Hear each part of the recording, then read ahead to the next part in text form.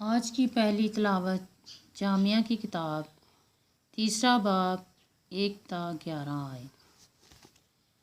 ہر امر کے لیے ایک موقع اور ہر غرض کے لیے آسمان کے نیچے ایک وقت ہے۔ پیدائش کا ایک وقت ہے اور موت کا ایک وقت ہے۔ درخت لگانے کا ایک وقت ہے اور لگائے ہوئے کے اکھاڑنے کا ایک وقت ہے۔ مار ڈالنے کا ایک وقت ہے اور اچھا کرنے کا ایک وقت ہے۔ ڈھا دینے کا ایک وقت ہے اور تعمیر کرنے کا ایک وقت ہے۔ رونے کا ایک وقت ہے اور ہنسنے کا ایک وقت ہے۔ غم کرنے کا ایک وقت ہے اور ناچنے کا ایک وقت ہے۔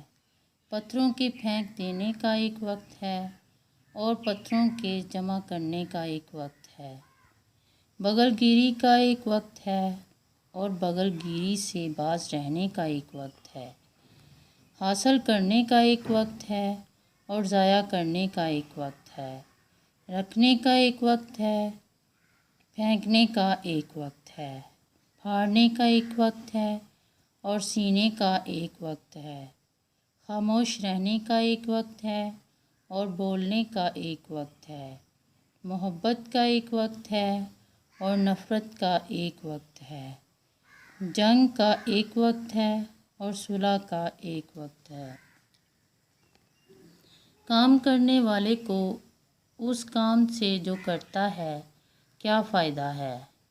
میں نے دیکھا کہ خدا نے بنی آدم کو یہ شغل دیا تاکہ اس سے دکھ پائیں۔ اس نے ہر ایک چیز کو اس کے اپنے وقت کے لیے خوب بنایا اور اس نے انسان کے قلب میں ابدیت رکھی۔